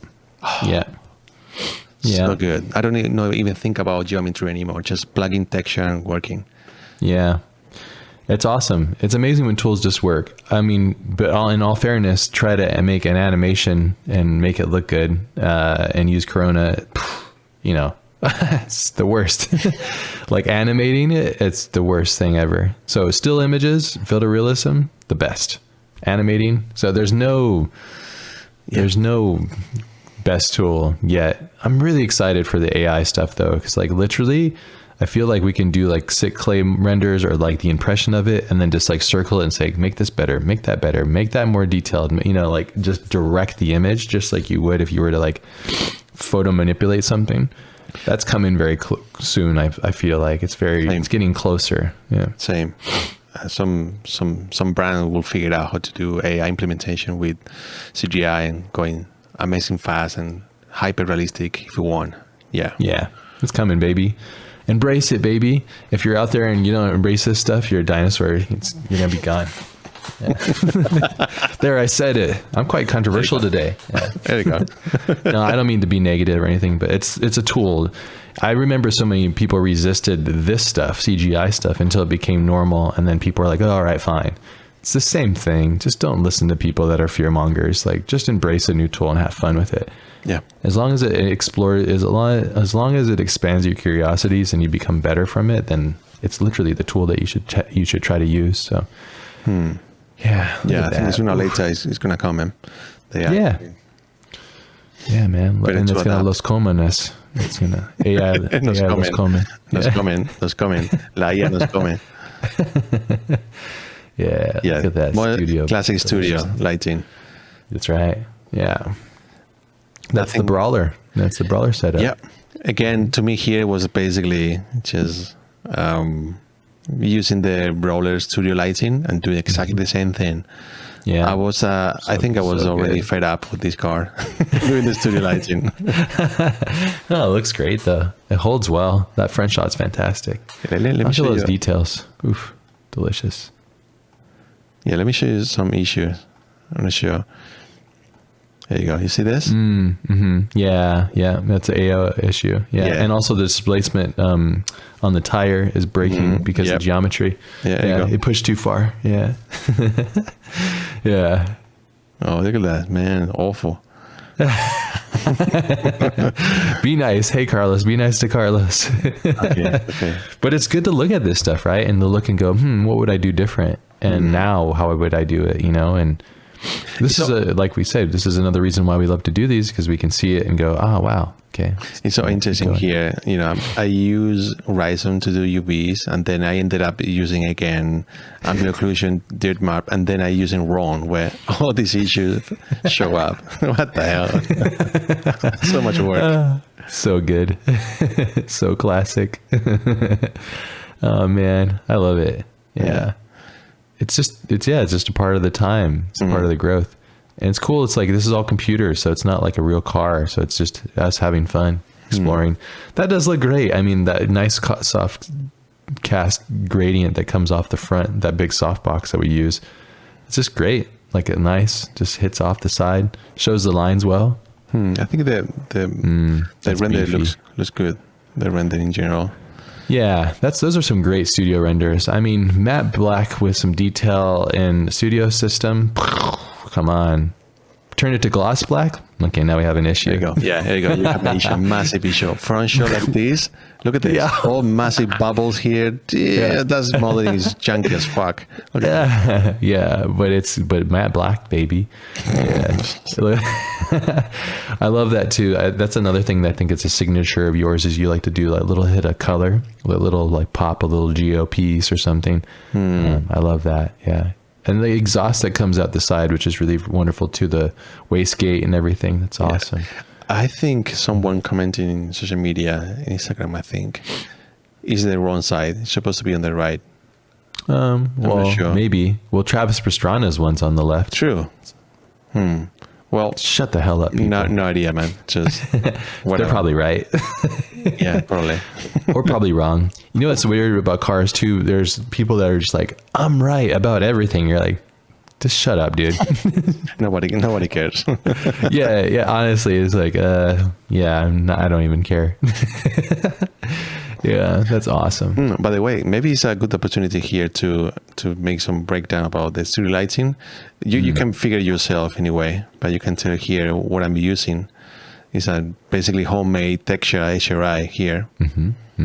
I did it in Photoshop, so you can big tell. soft boy. Yeah, there we go. See this? Yeah. Nothing really. Yeah, special. it's essential. Don't ever, if you want realism, like on a big scope of light, never just use a white thing. Yeah. It's like, yeah, because your reflection, everything in your reflection is going to reflect a perfect white, and everything's going to feel fake and lame. So you got to use real textures, and you got to usually just make that stuff. Yeah.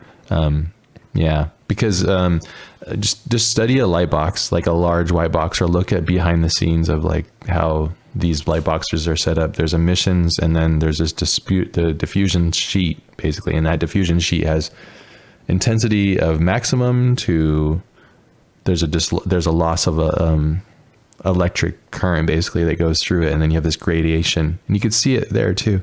There you go. But it's not only in the reflection; it's in everything. That is illuminated. And everything carries that data, and that is so essential.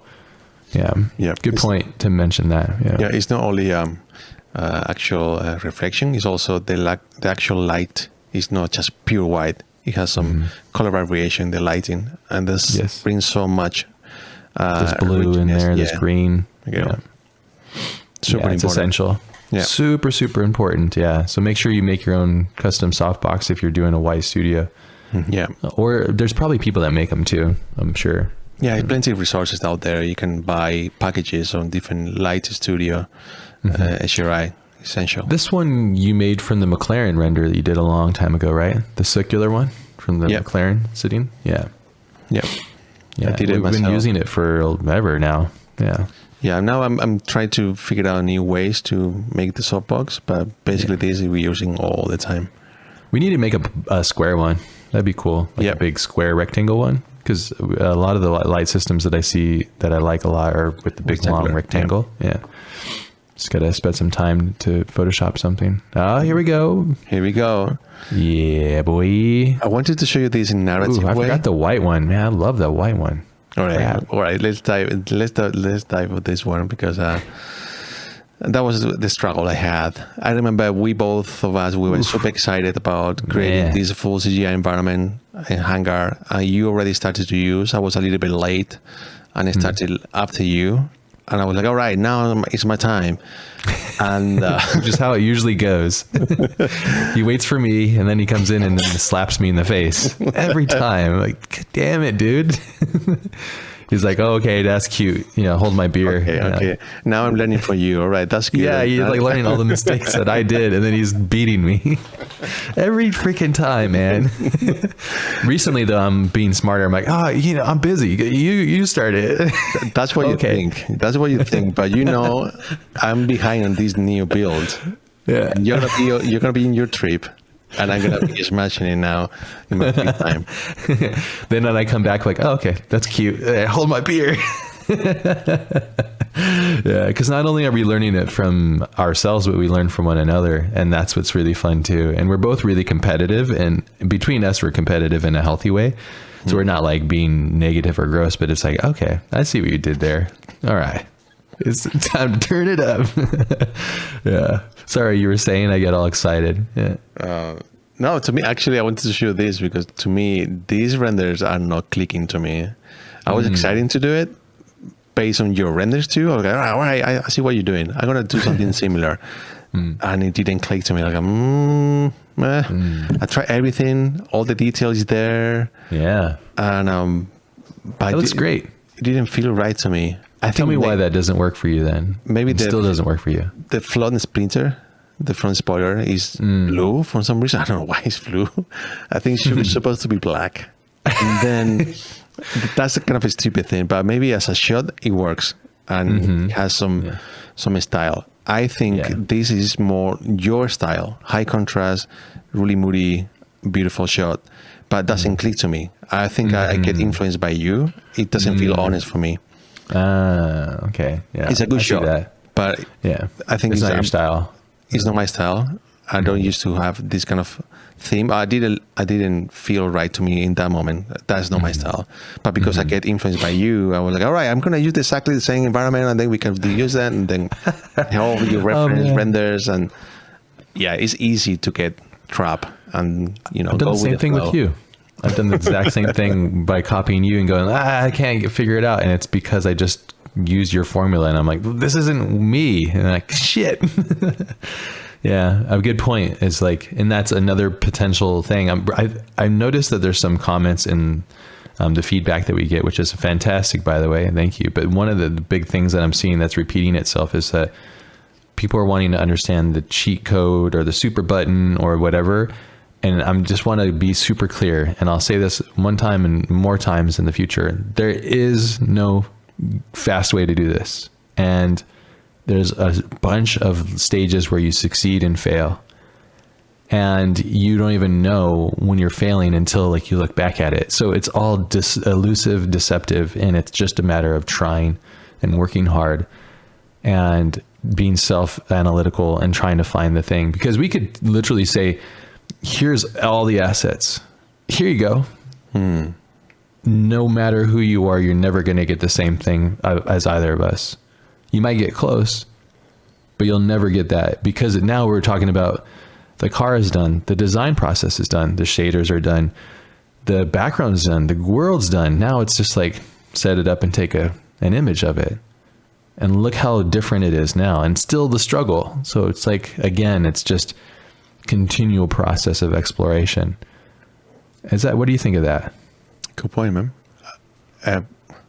It's great you pointing in this moment these renders about that, because it makes sense completely. It's clear now.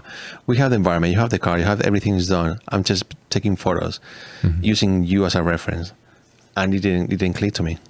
And I knew it. I mean, as soon as I did this, I go, what is? I got another You're not being authentic to yourself. That's what it is. Yeah. And then the next show, they will go, what? All right. And then the next one. I don't know. It's kind of cool, but this is not what I was expecting. Having that, actually, that's basically your shot. Yeah, right. It is. Yeah, it's very similar. Yeah. It's pretty much. Yeah, I think I get excited when I see you doing it. Like, all right, that's fucking awesome. I do something with that, and then nothing clicked. And I ended up doing what you're doing, and then. Oh, that's the conclusion. I'm literally copying you. Well, I love it, because I'm like, it's like, that's my render. No, it's obviously different. Also, our cars are shaped different, so they will react differently to different lighting situations and scenarios too. Yeah, that kick right off the front that's invisible to the gate there, smart, and then the refraction off of the bounce that's coming and hitting the diffuser to light that up. So many cool, clever little things, dissecting it. It's beautiful. Yeah. But I remember this, and then I remember you're like, then you launched from here, and it was like, oh fuck, here it comes, and then you wouldn't stop, and I was like, that's enough, dude, stop. No, that to me is the beginning of exploring what happened, well, why it doesn't click to me, trying to figure out, cracking the code, why it's not working, why is going on in this extreme situation. You have a massive contrast, the lighting is coming to you almost close to the camera. Yeah. If I have to imagine that in real life, all the specular and reflection is going to show up immediately to make it feel right, to make it feel real. Here, the car, based on my shader, is lacking of detail. So these shots start to feel weak and kind of artificial because it's too perfect. I can see this car in this situation, all the imperfections of the car could be just glowing, just the glass and the plastic is just bending, a lot of scratches. Here, car is lacking of that, so it doesn't look real to me. Like I think the molding doesn't have. It makes sense as a shot, but again, I losing fuel here. Like I don't believe what I'm doing here. That rear looks really, really good, in my opinion. That rear, because it's reflecting the buildings, and then you have that kick bounce caustic that's coming down and hitting underneath that all like that whole rear. If you just crop into that rear, it's like. But yeah, you're right. I think my brain went right to the side moldings and okay. And also the dispersion of the glass, all the scratches and micro scratches would create this like bloom and like this halation glow and all kinds of madness would happen in there. Not halation glow. I mean, just like dispersion of like caustics and stuff everywhere. Yeah. And another shot, like this is not working, man. Still though, look at that car. Holy baby. It's not working. Yeah, this is totally me, like long lens, compressing, being silly. Yeah, you know what's funny is like we've copied one another quite a few times just for fun, just to see, and like you've taught me to go wider, and then it looks like I taught you to go longer. Yeah, interesting. Yeah, but then we always come back and find the balance where we're most happy. I mean, these still look fantastic, honestly. Like, if you put it into like a scenario, you'd probably be like, yeah, this is cool, you know? Yeah. But got to go further. Yeah. Again, another example, like that's and then cool. I start to feel really, really insecure about the modeling, the design. When I spend so much time, I finally have proven environment. You were killing it with environment. I put my car. And it doesn't click to me. What the hell? The car looks so funky. The metallic car paint looks too fake and doesn't shine really. The lighting for the reveal of the car is not beautiful. It's just funky. Oh, looks great. And then again, what about this? So good. And again, it's just no. Yeah. It's you not didn't working. like this one? This one was banger. Yeah. Also, we have to think about in context, you had done the MS60 and those renders turned out so gnarly. So we're coming past the McLaren, you know, and those renders were insane. So I know you were probably thinking about that and looking at that too, because it's the same concept. It's asphalt, bounce, grade, you know, like the shipping containers is the same as this wall basically. Yeah, that looks fantastic though. I love how like all of that just running all over the body and stuff. It's so cool. Yeah.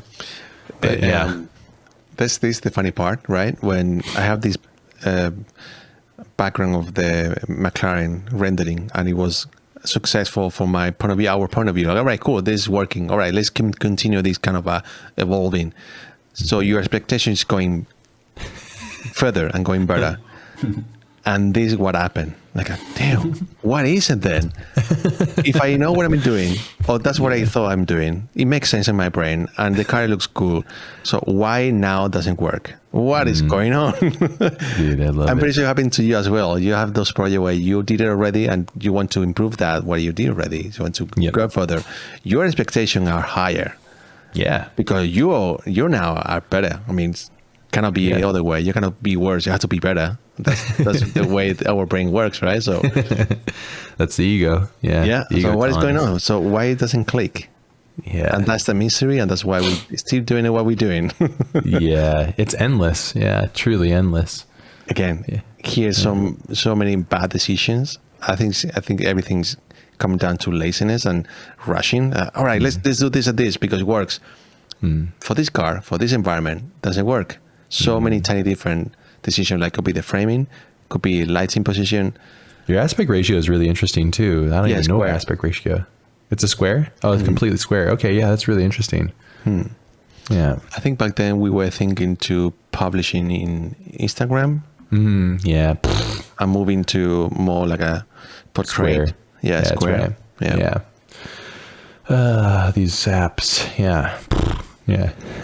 There you go. Then you're like, okay, now it's completely time to change my perspective. Let's go to the white. Okay. I thought it could be maybe the blue car paint doesn't click to me. Let's go down a little bit and go into the McLaren version, which was white car, right? That's right. So that was the reverse engineer. Let's go in down now and just do exactly the same thing as the McLaren. Yeah. And it didn't work out either. Hey, I think it looks great. But yeah, again, I'm not the creator. That one right there, I feel like is really beautiful. I love this. You have the bounce there, and you have this like over exposed. Yeah. I think the issue now could be the car. Maybe with different car, this shot will work. Maybe. Yeah. Maybe. Yeah. That's so cool. Yeah, I love that. Yeah. And that like glow, this one. man. Oh, it's so good. It kind of reminds me of a render that you just did recently on the latest car. Yeah. Yeah. Smart. Shooting into the light, you get the most contrast. But you've exposed everything up a notch, so everything is still there, which is nice. Yeah, that's beautiful. Oh, those are great. What about this night version? I was completely nuts and stupid. Man, look how intense that render is. It's like, because you're using one real bright light source and then like another bounce in the back. Yeah. So many fireflies. Yeah. And no HDRI. Yeah. Yeah. I love this. It's just really failing really bad. All right. I love this camera. The camera looks good. And then also many options for the car. Yep. So many options for the lighting. So it's just nothing works. Yeah, you struggle and you try to look at the same. It's like the same composition, but then you're just getting closer and widening the lens. But then you're just exploring, trying to figure out why. Yep. Yeah. This is something that I think will be really odd when the next learning curve that happens with AI. It's like you could get lost in. There's a weird thing that happens. Maybe I didn't mean to dig into this, but like. The Discovery Act is so essential to the overall process of learning that if you remove that Discovery Act too soon or in the wrong stage, you could rob yourself of like actual fulfillment. It's an ethical, interesting conundrum, potentially. Good point. I don't know. Stage could be that massive learning curve when that happens? It's in the entire process, from designing, lighting, rendering, shading.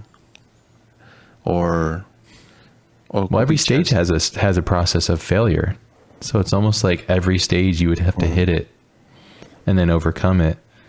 Yeah, and I have my theory is that no matter what you do, whatever you put in, you're like a guy that makes great bread or a person that makes awesome wine. It is the time and attention and love that you put into the thing. That's the value. It's like this weird universal thing, and if you cheat that. I think that people are blind to it now because of like all the social media noise and stuff. But if you cheat that, you are cheating yourself of the journey. And then it's like, why are you doing it at all? Like, what's the point, But I don't know. That's another tangential thought. Good one, man. It's a good one. I'm struggling with that question too. Do you love the image because you spend the time with it? You feel attached to it? Is yourself reflecting there? Or is the actual quality? What happens when you apply AI? You have that instant quality, instant output. It looks stunning. Are you learning something? Are you learning about yourself? Yeah. What are you doing with that, right? And it's a big one. Definitely, I'm learning. I like to think about I'm learning when I'm doing this, all this process, rendering, nailing down why I'm reacting, why I'm doing the stuff, what I'm doing. It's super interesting. I wonder. Maybe AI is going to give me a quicker solution to discover what I want to do, or it's going to distract me with something else. I'm not sure. Probably both. Yeah. Who knows? Yeah, it's probably both of those things. I guess, again, it all comes down to the user and the user's intention, because we embrace the new stuff. We're really fascinated by the new tools because we want to understand how it'll unlock new versions and new things to ourselves. But it's something I think about a lot. It's like how much of the human journey is the aspect of failure and then overcoming that quote unquote failure, because failure to you is different from failure to me. Obviously, as you're analyzing these images, I'm like, oh, that's cool. And you're like, no, it's interesting. It's all in the creator, the intention of the creator, which is cool. Yeah. You know what I'm wondering about AI is gonna give us instant output and legit, you believe it. Now, as a artist and designer, we are creating everything from scratch, and we doubt ourselves on the process. Did I miss something? Why this? I'm wondering why it doesn't work. Oh, maybe because the design. Oh, maybe because the shade. Oh, maybe because the tire. Oh, maybe because the scale. So we doubt about everything. Yeah. And we get insecure, and we don't find the answer. And the answer is like our own fault, our own issue. But with AI, it's gonna remove all of that. It's going to give you a concrete, perfect answer. Are you taking it? All right, cool. That's what it is. That's black and white. Take it or leave it. Right or wrong. It's no doubts. I don't know. I'm still processing about what it could be the workflow with AI. Yeah. Doing this. Yeah, really. It's going to be interesting. Yeah, you're going to be able to take your render and just like circle things and prompt it, fix this and make this more cracked and adjust that and refine this perfection and make that softer and, all those things. And then at the end of it, are you going to have some sort of like weird, advertisement, HDRI, like full ultra max, everything exposed kind of thing, And then it's like, well, it doesn't have anything. Yeah. Interesting. It is interesting. Yeah. Yeah. Who knows? I love the white version though. When you brought the water back in too, that was cool. Yeah. Yeah. I think I told you, I think we were messing around, but obviously it becomes so heavy. This ground, it was massive ground, mixing a lot of texture to make this perfect, tileable, amazing, crazy amount of texture. Also, would have taken Blender 400 trillion gigabytes of RAM. Okay, I said it. There you go. Take it. No, but definitely was heavy, really heavy. Super heavy. I managed to do a sort of a system where I can create wetness floor based on procedures, so I can just change different amount of.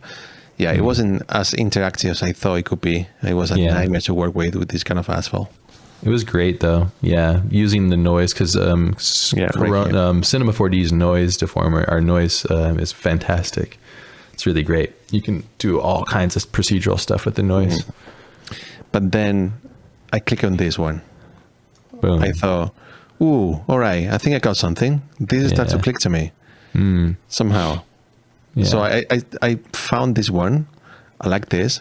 Now I want to go back to the blue to see how it feels. And then everything click. What was it then? What was it? I think I was the actual nature of the framing. This frame works super well, no matter what. You can pick a black car paint, red, whatever, or blue, and it works. Yeah. Something like I wasn't really paying attention what I was doing here. Expecting chaotic shots, and it's going to look good. No. Sometimes you have to search about it. You have to think about it. What it makes feel photorealistic or photographic is the framing. What is the actual shadows? What is the actual noise of the background? What is going on in the ground? So all these small aspects is what make you feel realistic or not on CGI. And I don't know, I cannot pinpoint what it is. For example, this one, but it doesn't feel right to me. Maybe because reveals certain stuff on the car, it looks unrealistic. I don't know what it is exactly, but it looks odd. But coming back to the framing, oh wow, it's the same car, but now I can see this. I can believe it. This is real. Interesting. Yeah. Does that make sense? I'm just Well, I mean, it's you. Whatever satisfying you. So I mean, it makes sense to you. Yeah. Yeah. Which is key. Oh, I remember these ones. Oh man, I was like, dude, come on, go calm down, stop it. Because I was done with the Evo. I didn't want to look at it or touch it. I was done. I was busy on something else. And I was like, this guy, man, what the heck? Again. Carlos again, cooking. Yeah, sliding in at the end is fucking absolutely making me cry for hours. I want to bring this as well to compare the grading and not grading. On the left one is the IPR rendering. On the right side, the grading. Sometimes when you're doing IPR, you have to be able to detect when you have a good shot. Yes. You have to sort of filter your brain if it has potential or not, even though the shot looks kind of a dumb, kind of all right, whatever. But then you have the grade. Oh, yeah. All right. Contrast, depth, saturation, color tone, everything. Yeah. So sometimes that's why in my frame buffer, I used to have sort of a custom curve.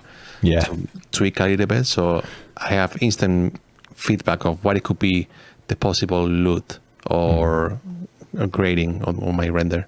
Yeah. Yeah. And it's subtle, right? It's like the subtleties, but look at the highlights are taken down. There's depth in the contrast of shadows. There's more saturation.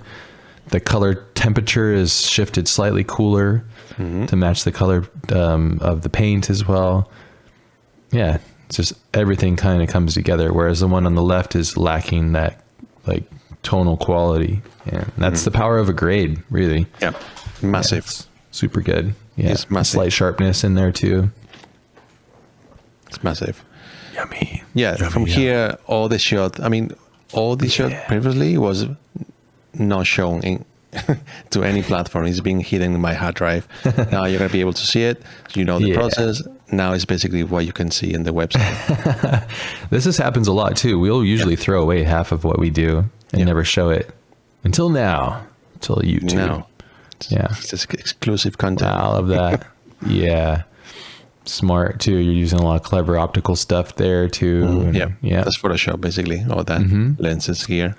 Again, who cares about the rules? It's like some people are like, it has to be here. And it's like, dude, stop. Just make awesome stuff. There's no rules. Yeah. Make something cool. Yeah, that's awesome. Love that. Yeah. Yeah, the paint shader is freaking jumping big time right here. It's perfect. Yeah. Yeah, all that spec. Cinema 4D has amazing procedures to make flakes. Really that's good. right. Yeah. You look at the exhaust too. Like, I think, how did you do that? Did you do a UV wrap and then? I think I did some UVs and then I moved to Photoshop, painting basically that. But at the same time, you can see the chunkiness of the geometry. So it kind of felt stupid. So much details. So I used the chunky Dude, stop pointing out. Be nice to Carlos. Yeah, that's awesome. I love that. Help, man. I can't help. This is ridiculous. It's so good. Yeah, dude. Even the window, like all of the things, the tape, the big haste logo. It's kicking off the bounce. It was so nice. Yeah, baby. Yeah, look at that. Something in the engine there as well. What you guys don't know is that Carlos and I have that tattooed on our stomachs really big. Yeah, it's property. Yeah, we like to shake it. It's a massive And when we see each other in person, we like to belly bump it. Yeah, haste unite. It's so cool. That's a fantastic shot. It really is. Like, it shows off all the right things perfectly, and then you're really pushing the flake of the spectral gradient that happens from the Fresnel on that shader is just like banging right there. Yeah, it's so really important to have that contrast. You have the specular hitting the sun, and then you have to figure out the way to show the clear coat, beautiful shine. So find any object you can find everywhere, just put in there and try to find that good reflection. Yeah, you have that basically wrapping the car in white. Yeah, and then everything. That's pops. Also when the highlight hits, it's like green. So you'd have a green moving to blue. It's great. All of it's just working so well. Yeah, that's a great shot. I forgot about this. Again, I haven't seen these renders in a long time. Yeah. Man, what is he? Yeah. He's just issues. Yeah. Well, of course. I mean, it's been a while. So. Yeah. What the hell is that, man? Oh, I would. It's homemade, dude. Yeah, it's a Poppy's brew right there. Poppy's brew. Hey, but you know what? I'm proud. I have my name here. You know. There you go. Yeah, I'm the driver. exactly. Yeah. I'm the driver. And race cars have all that stuff too, which is fun. Like race cars are made by people Really who just bumpy. they're just making things. They're just like, dude, I don't care. Just like put it on there and see if it works. Hey man, Especially you know time what? attack stuff. We shout out to you, man. That door looks fantastic. Look at this. Fucking cool. Yeah, it was working. Yeah. I mean, that was just both of us having fun working together, doing it. Yeah. Yeah, this could be the money shot of the car. So cool. Yeah. You just see the whole thing. It's all working. Yeah. And the details. Yeah. Also, it's nice that you use that hex grade mesh on the grill as well. That's kind of an iconic Really? Subaru It's iconic STi Subaru? thing. I feel like it is. I mean, I'm sure it's existed in other places, but to me, it's like I guess the Evo used something similar, but that hash, like that diagonal mesh is really cool. Oh, another classic me, just to point it out. Here, I spend so many hours and days to figure out what is behind of this. Yeah, I totally. I had to reverse engineer looking for reference, and because I have lacking of knowledge of mechanics engineering, I just basically figured out based on visual and photographic what is behind, how it behave to make it as realistic as possible.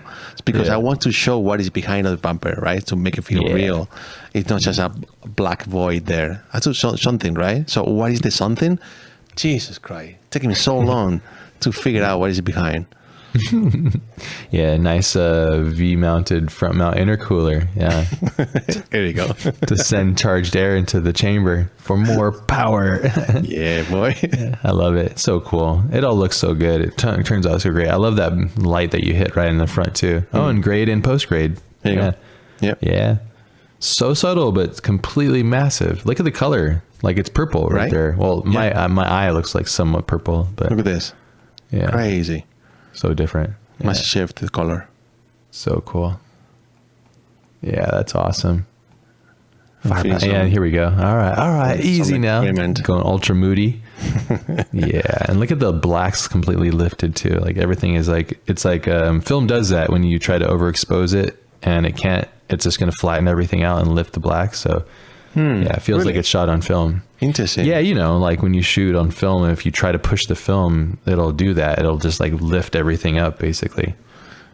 Okay. I mean, I was doing that based on reference. I didn't know the reason behind. I was doing it because it looks the film. That's what film reacts. But I didn't know it was because you're overexposed, trying to bring all the blacks up. Obviously, get lifted, everything. Interesting. Yeah, it just kind of loses all the data, and then it's like this big flat curve, basically. I mean, you are working in films now, so I'm pretty sure you have that experience working with films. I guess so. Yeah. Who knows? I actually just sent off like 12 rolls to the lab to get processed. So let's see what I get back. Yeah, if I get it back, I'll be, oh crap, I pushed it too hard, or I didn't push it enough, or whatever, you know. But Gotcha. film does that usually. It's like, doesn't have a lot of dynamic range. People think it does. It doesn't really. Digital cameras nowadays with RAW, it has so much range of dynamic range. Yeah, makes sense. Yeah, it's great. Love that light hit. Yeah, Some that's stuff fantastic. here. Like all the stuff on the plexiglass, like hitting. So good. That's pretty rare. I'm doing this kind of shot. I don't used to have that long lens. Yeah, Hey. it is rare. Here was a kind of a happy accident, just messing around with the camera, and then I saw the specular here. I go, all right, okay, I can focus on that one. Your creative style, do you just kind of move around? And yeah. Same. But basically here, just wide open. And I like this, and then try to figure out I can get away with more shot using the exactly same lighting. Hit it with a light and then create a focus point. Yeah. Yeah. Yeah, it's really smart. So you like diffuse, destroy the world basically by creating a softer light, and then you can use it as a way to kind of paint rather than with light, basically creating a mood and a tension point. Here, something really important to make this shot possible is because you have enough of information diffuse. If you're lacking of information diffuse channel, it will fall apart because you are basically hitting with front lighting. So it's not based on a specular reflection. It's based on diffuse. So that's why here you see some subtle here.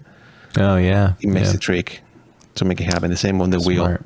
You see some diffuse. You see obviously some specular too, but mainly diffuse. I love that. Yeah, it's a lot of work to make diffuse, unwrapping. Yeah. That. Yeah, but you do it. You go all the way in. Yeah, full power. And then the overcast. Yeah, love that.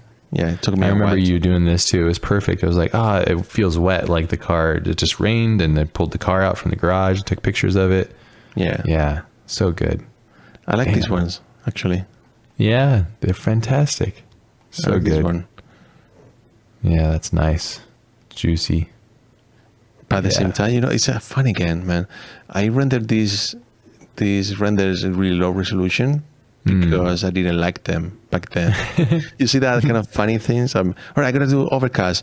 I don't think it's working. All right, move on to the next stage. And now looking back, like, that's kind of cool actually. This really, it's a and low you'll never res. open that file and do it again, so it's done. No, fuck it. Yeah, it has a good mood. Feels like you can feel the wetness in the air. Yeah, like you can feel transported to the place. Yeah, it's cool. But man, this is basically the Subaru journey. Wow, the 6th, number 11, right? Or is it 12? Yeah. I'm so glad that I finished this. Just put it out of my schedule. Just all right. I move on for the next move. Well, what is the next one? I think we're getting into the bikes. I think we're getting into bikes. Yeah. Okay. Cool. Yeah. I think could be controversial bikes. Yeah, could be interesting to talk about. Yeah. Because when we decided to do this, we were like, it's gonna be ultra cringe for some of these, and so this is like this is one of your cringy ones, I guess. Sounds like Lots of things to learn from each one, though. Yeah, man, it's a lot. And who knows? I've been thinking as well today, because we are currently, doing new builds, and I think about how it's going to reflect in maybe in 3-4 months about what it currently is happening right now.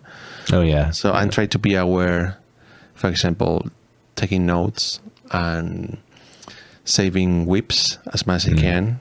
Really be aware about the process and what is going on. I don't want to rush like this one, right? But at the same time, as we always talk about, I want to avoid the perfectionist behavior. I need to get it done. So it's a right amount of balance. So the lesson to me is really trying to be present while you're doing. I don't get distracted, no getting too rushy.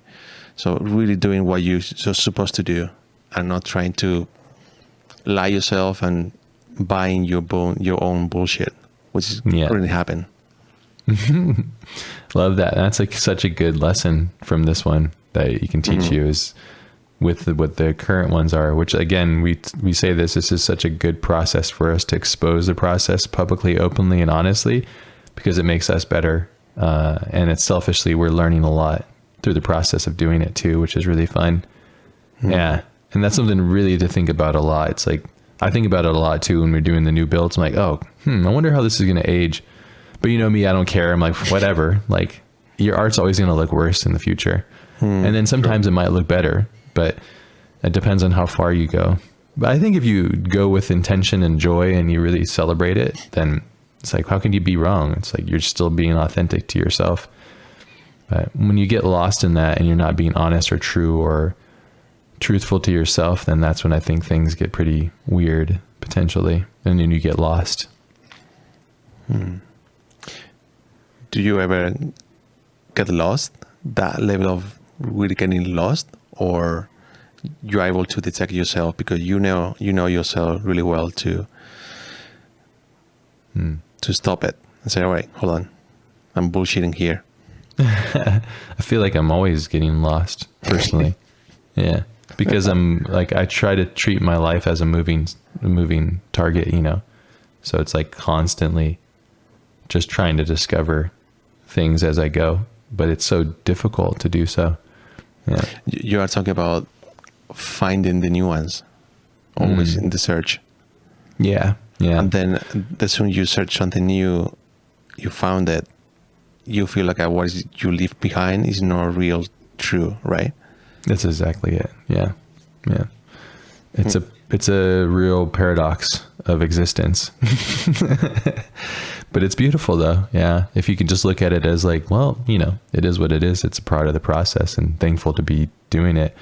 And most importantly, thankful to be doing it not alone, because to do it alone is really difficult. As you mentioned, through like with Aliash and kind of showing him like, oh, okay. Yeah. Like you wouldn't have had that like global truth instantly, that feedback. Yeah. You're doing something wrong. Yeah. You should be proud of yourself. This is a big one. This is a big lesson too. It's awesome. And the renders are fantastic, but I think we both got kicked in the nuts on these two, the Evo and the Subaru. Someday we'll come back to it, and that'll be fun. Maybe we'll set another theme to it and then try not the same car, but something different. It would be really fun. Yeah, man. I'll tell you this. Just having a thought. This is really good. This is really good and really cool to have this kind of conversation, because no matter what, how bad we can go, we always revisiting this work we're doing, and we feel great. Imagine how miserable it could be looking back at your portfolio and say, fuck, and then just pure pain.